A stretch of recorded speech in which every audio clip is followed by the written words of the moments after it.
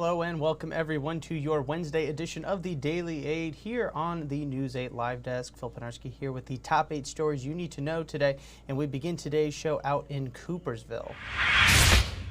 That's where authorities say that a boy who was riding a hoverboard was hit by a car and injured Tuesday night. According to the Ottawa County Sheriff's Office, the incident happened around 7 p.m.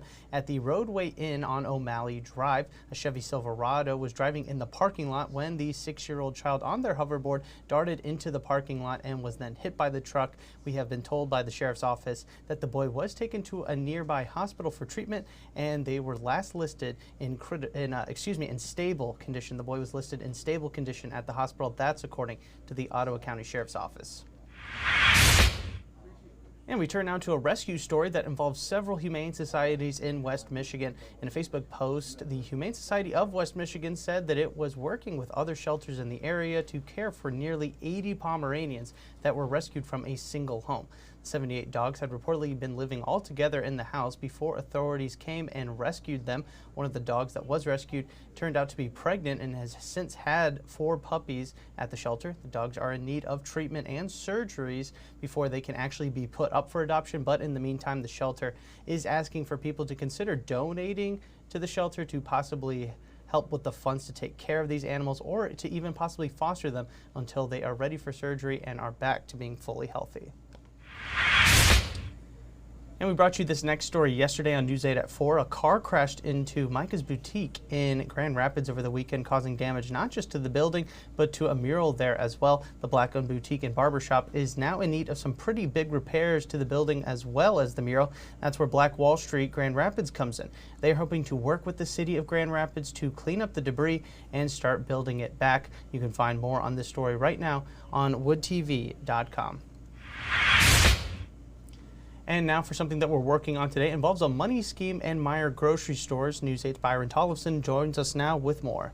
Meyer is out more than $800,000 because of a retail fraud scheme lasting several years. We'll have all the details and hear from experts about why it can cause prices to rise at the grocery store at 5 and 6.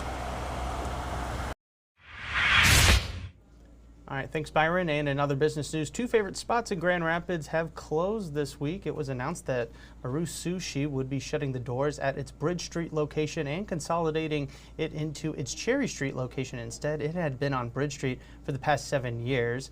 And we also found out that 40 Pearl has also closed as of this weekend after 7 years in the city as well. It was more known for its drinks, but also offered some food options. What will replace these 2 restaurants in the city of Grand Rapids has yet to be announced, but we will be keeping a close eye as further developments happen. Switching gears now, researchers at the University of Michigan may have cracked the code on a red meat allergy that comes from a tick bite. The Lone Star tick has been in the headlines recently as the population continues to spread north. There were some found in Kalamazoo even, and a bite from these ticks has been linked to causing an allergic reaction in humans when they eat red meat. However, these researchers at the university say that they have been working on a way to stop that allergy from being a symptom of the tick bite. The full report can be found inside our story right now on woodtv.com. And staying in the health lane, Hospice of Michigan is looking for more individuals ready to help with its volunteering efforts. The group says that they expect the number of patients they care for to grow, specifically in the Muskegon area. Right now, they only have about 10 volunteers total who are asked to sit by patients, go on walks with them, read to them, and overall just keep them company. Hospice of Michigan hopes to reach about 20 or 30 new volunteers to help out, and if you're interested, you can find more over on our website as well. And before we let you go, let's now turn it over to Storm Teammate meteorologist Matt Kirkwood with a look at your Thursday forecast. Well, hopefully you're not tired of the sunshine yet. We have plenty more heading our way in the course of the next several days, along with the warming trend. High pressure once again. That's basically the wall keeping this beautiful weather around and keeping the clouds and the rain at bay. Hourly planner shows that spectacular forecast, pretty close to 70 at noon, mid-70s for a daytime high, which It's still a little cool for this time of year by about 5 degrees, but warmer than yesterday. And if you like the warmer temperatures, they are arriving. Warming trend will take us well into the 80s this weekend, and possibly our first 90-degree temperatures that really we've had since all the way back in June. If you're heading out to the beach today, as I mentioned, a little bit warmer, but boy, those water temperatures took a serious hit with that upwelling occurring with that north wind.